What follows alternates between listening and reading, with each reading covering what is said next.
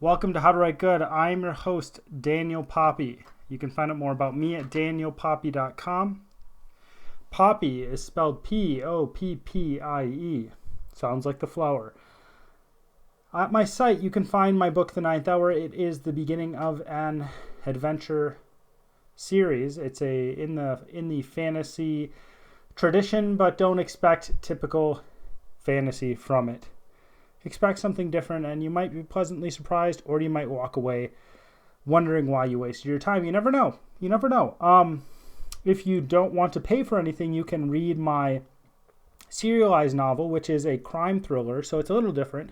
It's a revenge story, though, so that's fun. Called One Last Toast for Ebenezer Fleet. That is on my site, and it's also on this podcast feed as well as its own, so you can listen to it. You can listen to me I don't know why, but you can. You can listen to me, or you can just read, which is better.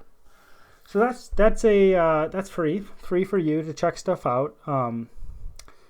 It's a little different than my other stuff though, but it does have certain elements. It is connected in some way, but it isn't required reading, if that makes sense. Both of those are on my site, as I said, danielpoppy.com. Trying to think if there's anything else. Otherwise, we're just going to jump to the word of the week. I tried recording this a few times, but life got in the way of me recording it, and it was kind of poetic in a way. So for what I'm talking about this week, it was interesting that the things I was dealing with that didn't allow me to record it the way about half an hour ago, the way I wanted it to be recorded. It was kind of funny, actually. I had to take care of some family stuff that was, I guess, to a certain degree expected, but it's just like it kind of goes along with what this episode is about.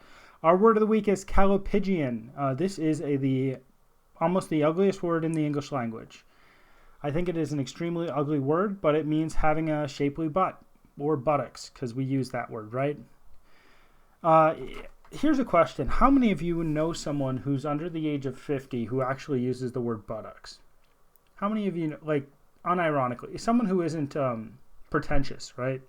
I don't know why you'd use it unless you are pretentious. I just use the word butt. I know it's a shortened form of buttocks, but at the same time, we don't use that word anymore. It's gone out of our vernacular. So, yeah, we shouldn't.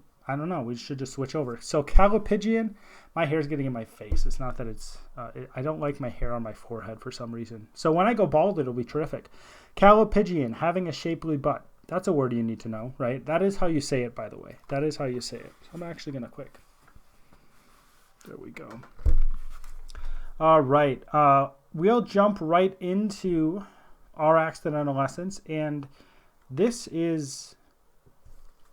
Like I said, I was dealing with some family stuff. It wasn't huge family stuff, but it was family stuff just about a half an hour ago, and I thought I was going to be able to record this earlier, and then that got in the way of it. Like I said, that connects directly to what I'm talking about. So this is something that usually if I'm talking about it in this podcast and it's not directly related to writing, it means that I see it happening. So I try to see something in my life, I try to react to that thing in my life in an intelligent way, and this is kind of what in how I'm reacting to that thing in my life. So when I had my episode about possibly having a child, I was thinking about that at the time, and I was thinking about, well, what is the purpose? What happens in your life? Like, why should you have a kid as opposed to not having a kid? And I've heard people give various reasons for not having a child. But I think there's so many people saying, oh, why shouldn't I have one? Instead of maybe considering, maybe I should. There used to be a cultural viewpoint that you just had kids, right? You know, you got married, you had children, you grew old, and that's how life went. And we started to shift away from that. And I think most people still have children, but I think there's this tendency for people to view having children as a bad thing. So that's why I talked about that. And this is the same thing. This is something similar for this, what would you call it? For this episode, something I've been thinking about. And as you get older, I think that if you're someone who's over 30 and up, and even maybe 25 and up, you're probably someone who's like, yeah, this makes a lot of sense, and this is kind of what you have to come to grips with as an individual. And if you're younger, I would consider, if you are younger, I would actually, I guess this is advice more to someone who hasn't thought about it or someone who's younger. So if you are younger, consider thinking about this, consider it incorporating it into your life, because if you're younger and you bring wisdom into your life, if you actually do things that are good for you early on, right? If you want to be in shape and you maintain exercise and dieting and a good diet when you're younger, it's gonna be much easier when you're older to be in shape. It's much easier to get into habits when you're younger because you have a lot more time to get into those habits, right? You don't have the wisdom to get into the habit, but you have the time, you have the energy to start that habit and get it going. So I'd encourage you to take this to heart, because I think it is something good, and I think it's I think that we are generally we in the United States, and I would say that people generally in the West, I don't know, like I said, I only can speak from somebody in the West because I'm in the West, but in the West it seems like people have their priorities all screwed up. And this is me just trying to figure out what are the priorities in life. How do you rank certain things? What should be your first and foremost thing? What should be the most important thing in your life? And this is me just trying to stack them up and determine what is the most important thing so that I can live my life in a way that puts the most effort and time toward that most important thing. The title of this episode is Don't Give Up Your Life for Writing. And if you don't get anything else from it, if you decide, hey, I don't want to listen to this, I just consider this one thing, and it's nothing mind-blowing. It's nothing that people haven't said in the past.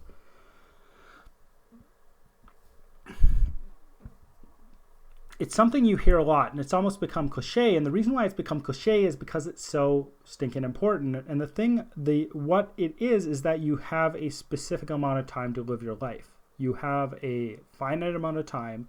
After that finite amount of time, you die, right? You no longer exist in this place, and you can't do anything here. You can't do anything in relation to your children or people you know who are still alive.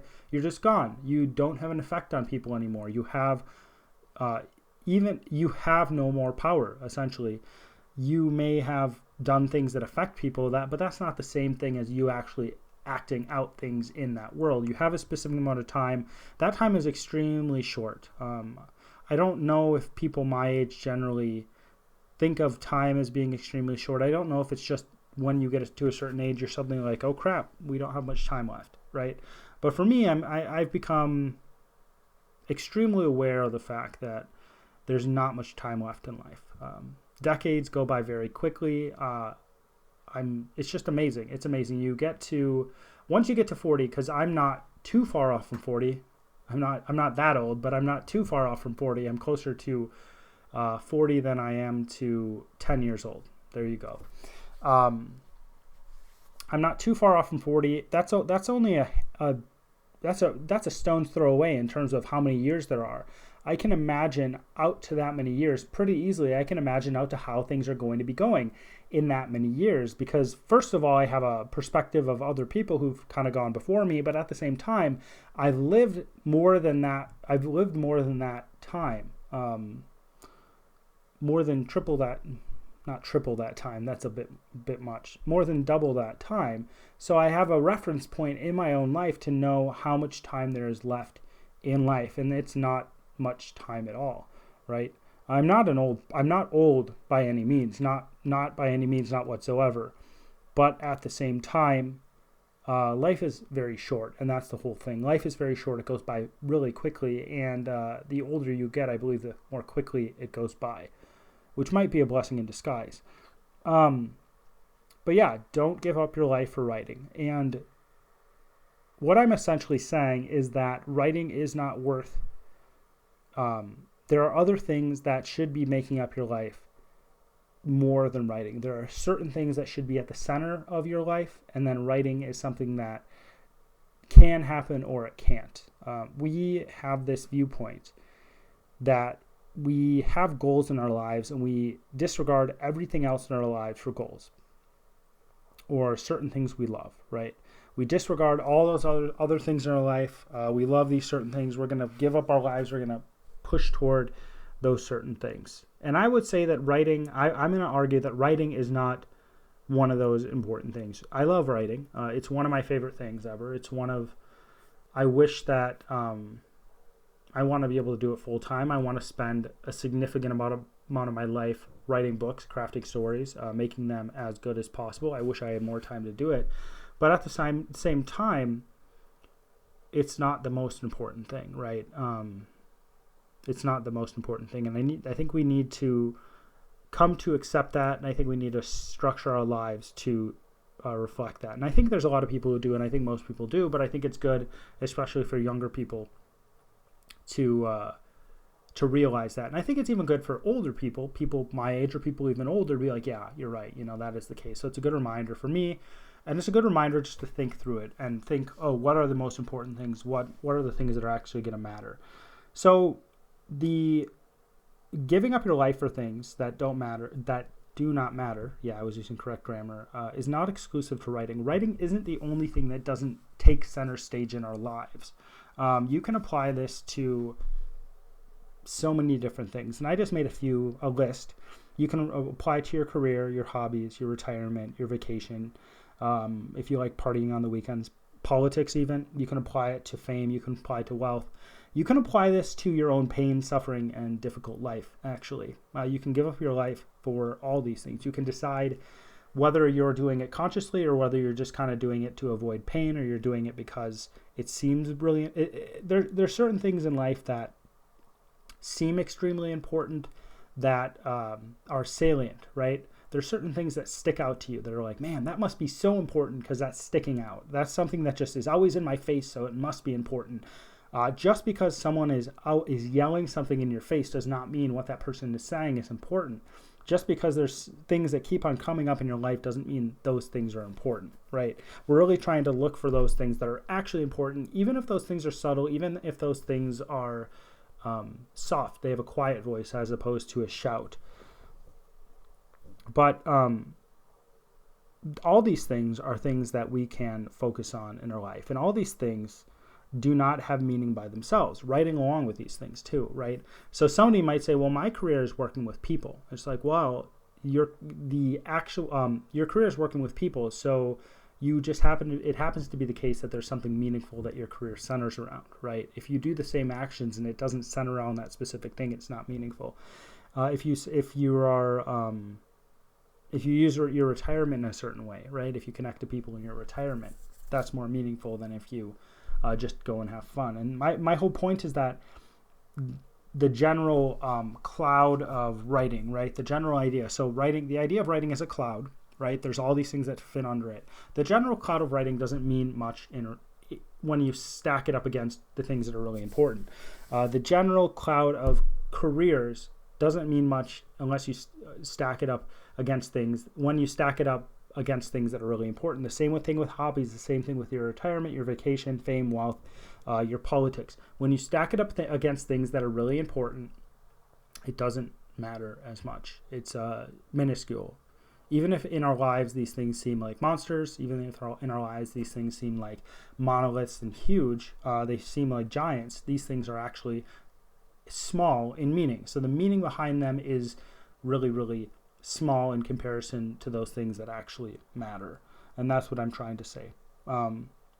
Because if they do have meaning, they derive their meaning from the meaningful things and not vice versa, right? There is a sense of aesthetic. I'm just going to quick go through a few of these. So work is good, right? I think it's good to actually work. I think it's good to have a career and build up a career.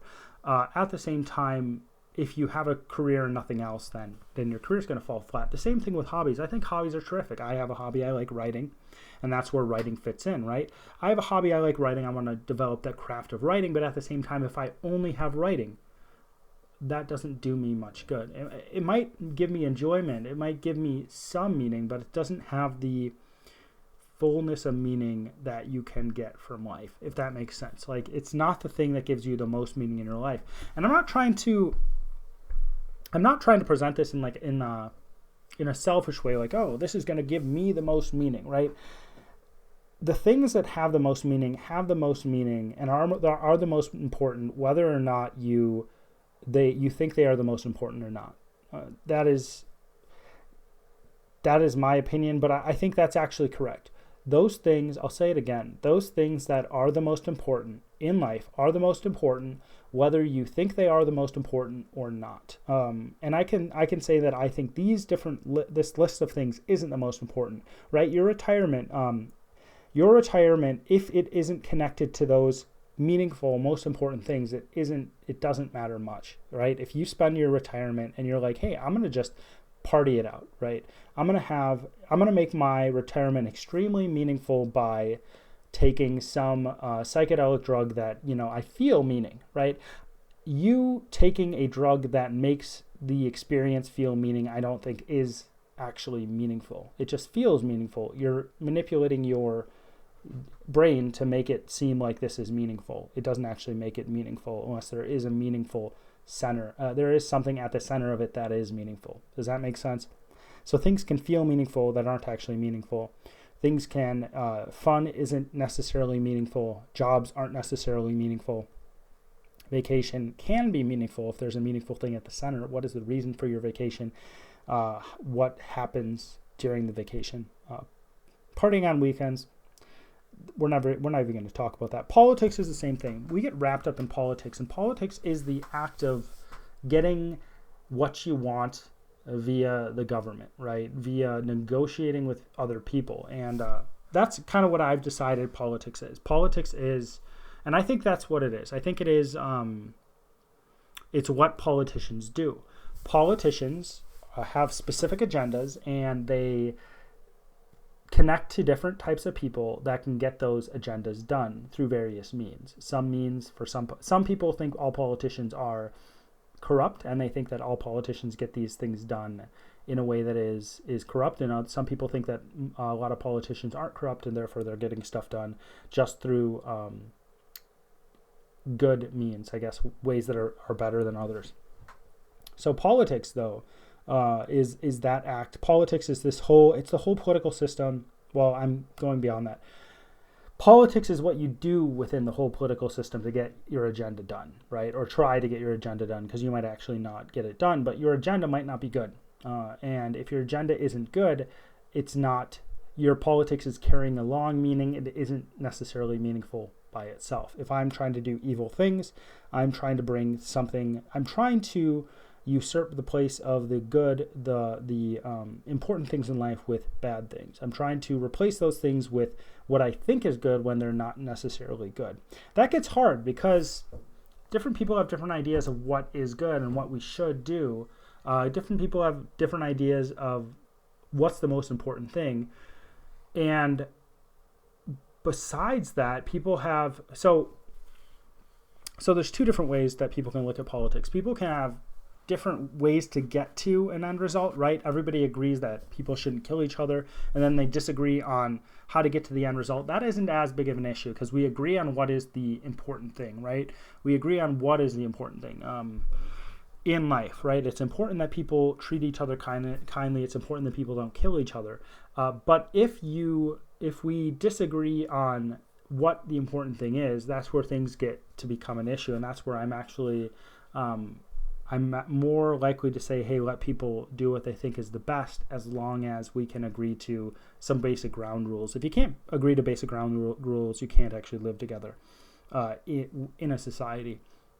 But yeah, so some of these things I've listed are more meaningless than others. Like fame is pretty meaningless. And the reason why fame is pretty meaningless is because you have very... what would you call it? Superficial connections to other human beings. There's a quote from Robin Williams, and he said, I thought the worst thing in life was being alone, and I found out that the worst thing in life, and I'm paraphrasing, I found out the worst thing in life was feeling alone when there's tons of people around you. And that's what fame does. It gives you this connection to possibly millions of people, possibly billions of people for some extremely famous people. But at the same time, you have this extremely superficial connection. You can't actually connect to people in the same way because of that fame. So that's something I think is almost worthless, right? You can use your fame for some really good things, but you're using it to carry good things along, and it's not inherently this unbelievably good or meaningful thing in itself. But all these things can get in the way of those meaningful things, and I think it's easy to see how they can. We can give up our lives for our careers, and there's many people who are workaholics who give up their lives for their careers. I've seen people who are like, what are you doing? You're working so much, and there's much more to life. And it's admirable that you have such a work ethic. But if you don't have a reason, and it's just to have more and more money, what is the point, right? There's only a certain amount of money, and after you have a certain amount of money, you don't really need more to live, right? You don't need more to live, and the amount you actually need to live is not as much as people think. A lot of people think you need so many extra pieces to go into your life to make your life good. You can live off of an extremely little amount to be comfortable, a lot less than you think, a lot less than I think. But you can live off of even less just to exist, right? To have what you need, to have your basic needs met. So you don't really need that much to have your basic needs met, and it depends on where you are, of course. I'm not ignorant to that fact. But all these things can all these things can get in the way of you living. Your hobbies can definitely, and I've seen people who thrust themselves into hobbies, and maybe I'm guilty of that as well with writing. I think that your retirement if you're an older person, you're going into retirement, if you decide that you're just going to have fun in your retirement, I think you're wasting your retirement. And I'm going to I'm trying to project myself in a way that during my retirement, I'm doing the most for the people that are closest to me, if I can, of course. But people treat their retirement as vacation, right? There's this long extended vacation, and they don't realize how much impact they could have on people. If you have grandkids, if you have children, if you have nieces and nephews, you can have a huge impact on those individuals if you wanted to. You have so much time that other people don't have, and you have a lot more wisdom in general that other people don't have. Politics, this can also consume people. This can make people give up their life in a way that they get so consumed in the process. They think that they get so consumed in this idea that politics are the way that everything must happen, so that they focus on politics so much. And there are people who break off relationships with people because of political matters that aren't huge political matters. And like I said, you can also make pain or suffering and difficulties in your life. Those can get in your way of you actually living your life. You can identify with those things. The weird thing is, what happens to people is you have somebody with major depressive disorder, and God help them, right? It's not something easy. I'm not downplaying the difficulty. I'm not downplaying the pain of having mental illness at all. I'm not doing that. I know that it is something extremely hard. I know that it's something people suffer through, right? The legitimate suffering. It's not just in their head. They're actually suffering through it. Because people aren't just, you're not just, people aren't just physical. People are emotional. People are mental. People are, if I can go so far as saying people are spiritual, right? If you don't want to believe in the spiritual aspect of things, at the very least, the best way to describe how people interact and what people are at their core is spiritual. If that makes sense, right? There's some people who ascribe to this thing where they're like, people are all physical. We're just neurons. But at the same time, the experience of experiencing a human or being a human is beyond just that firing of neurons. And that's what I'm trying to say right here.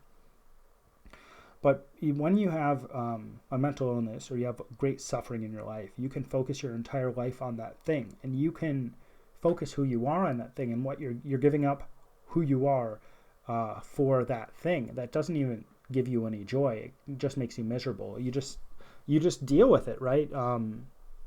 And I know how this can be. You focus on whatever difficulty you have, and because you focus on so much of that difficulty, you make your life revolve around the difficulty. You make how people interact with you revolve around that difficulty, and do you have to? That's the question. In some cases, maybe you do, but in other cases, you might be able to fight through it. And I think that even if you are having really hard time, I think that you should try to fight through it, because it's better to try to fight through it. It's better to, if you can, use it for the benefit of yourself and others around you, than just try to build yourself around it, or build yourself a wall around it almost. Build yourself into a wall. It's kind of like Pink Floyd in The Wall. The whole album is about isolating yourself from others. And I don't know if they were dealing with mental illness in that case, or mental stress. But they talked about this idea how this young man just kept on isolating people from himself, and he continued to do that, and he kept on building his wall and building his wall and building his wall. And I think that's what people do, and I think it's really easy to do when you're suffering a lot. And I think that we've got to fight against that.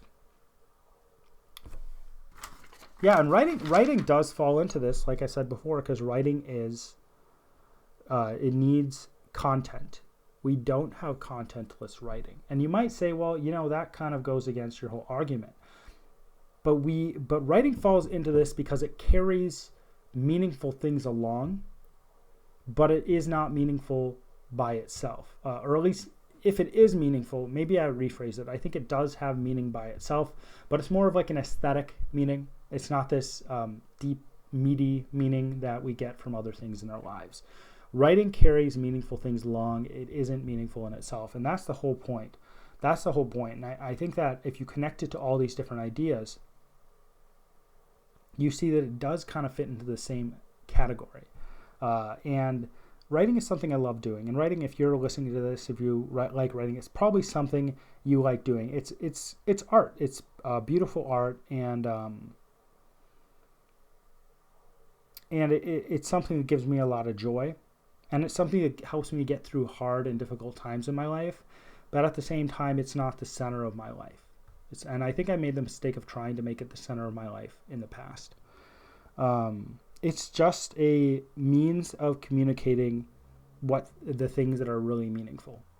And if we don't actually connect in a real way to those things that are really meaningful, I don't think we have the understanding of what those meaningful things are, if that makes sense. So if I'm an artist and I'm trying to describe love, actual love, not infatuation, actual love between two people. And I've never actually experienced actual love. I've never actually loved someone. I've never actually loved someone in a way that is committed to that person and is going to love them despite what they do and do its best for them despite what they do. If I've never done that, if I've never gone through the experience and gone through the difficulties and gone through the highs and lows of what it is to do that, can I actually write about that in a way that is real? And that's the whole point. This is why it gets back to writing. It seems self-serving, but we are focusing on the most important things so that when we do things that aren't as important, writing. When we do those things that aren't as important, we can do those things in a way that circles around. Those most important things are the sun, and we are just revolving around that sun. We're always going back to that. We're always connected back to that. If I don't understand that, I'm not going to be able to write it in a convincing way. If I don't understand, if you connect, we already know what the most important things are in our lives. People are the most important things in our lives. People and the connections we make with those people are the most important things. And we are in a society, it seems, where those connections are breaking apart for whatever reason, which is really sad, which is really difficult. But we've got to try to stay connected. But if you connect in a real way to someone, you are actually making yourself vulnerable to that person. So you are more likely to experience the ups and downs of life. It's I've had having kids described in one way. Like, so if you don't have kids, you're there's like a scale of 1 to 10 for happiness and sadness. And if you don't have kids, your lowest low is a 3 and your highest high is a 7. And then once you have kids, there's no limit to how high it can go. There's no limit to how sad you can be, because there's certain things that can happen to your kids that make you absolutely joyful, right? And then there's certain things that can happen to your kids that can make you want to die. And I think that's the whole, what you've done. If you've had children and you have decided to like I've harped on a few times in my podcast, I think that a big thing in life, and I think a big purpose in life, is to teach us how to sacrifice. If you decided not to just be selfish and to do what's best for your children, you're going to have to sacrifice. If you decided to actually love your children in a way that is actually loving them, right? It's not just this fair weather love type thing. You are going to. It's likely that you're going to experience extreme highs and extreme lows. You're going to be going on this roller coaster of life, this human experience of life that is like a roller coaster. The human experience of life, I think that's kind of a weird way to say it, but it's like a roller coaster. It goes up and down, and there's certain times that are boring. And I think that if you're a writer and you don't experience that, if you don't have those experiences, you're not going to be able to write it as well. But if you're a writer and you experience those things, looking at it from the perspective of a writer, if you're bringing those things into your mind, you're looking at all those little nuances and details, you're going to be able to better be able to flesh out those things in a real way, right? It might not even be in a story that is, it might not even be in a story that takes place on Earth or in this world, right? You might write a fantasy, but it still can be true to reality because you actually understand reality. And instead of guessing, right? Instead of guessing when you're trying to write, you're actually distilling specific aspects of reality down to their most basic components. And you're using that understanding, that distilled understanding, to plug it in to what you're writing. And that's how we get back to writing. So some people might think, well, I have to give up writing. I don't think you have to give up writing. I don't think you have to give up writing for in your life. I don't think when you get married you have to give up writing. I don't think when you have kids you have to give up writing. There's been tons of people throughout history who have decided they wanted to write, and they've figured out how to write despite different things happening. You know, it takes longer, possibly. It probably takes longer, but at the same time you can figure it out, you can do it. You don't have to do that, but I think it is very important to know what is the most important thing.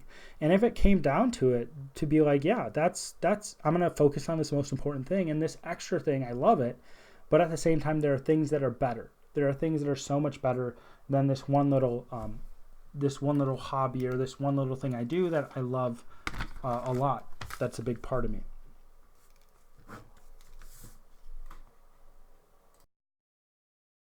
Congratulations, you got to the end of my podcast. So you either had to listen to my voice or you had to listen to my voice and watch my face, which I don't envy you. Let's just say that. But if you're someone who likes this podcast and you're thinking, you know, I'd like to support him in this podcast or the other creative things he's doing, creative things I'm doing, you know, there's a few things you can do, because some people don't know what they can do to support people who create stuff. So these are the few things you can do that will really, really help me. First of all, check out my website. Check out the other things I'm doing.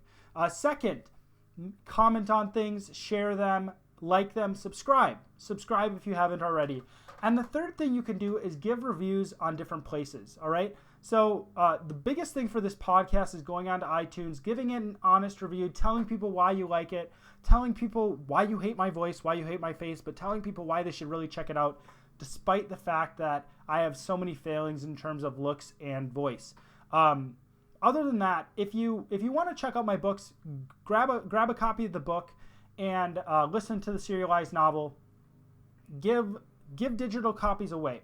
That's a really big thing too. I always want to give you something that is valuable to you. I always want to give someone listening to this podcast something that's going to stick with them, or a book that they can actually own. And you can own that book for very, very cheap. So go check that out on Amazon. The different things I said: subscribe, upvote, comment, share, and definitely give it a review on iTunes. All right, as always, my name is Daniel Poppy, and this is How to Write Good.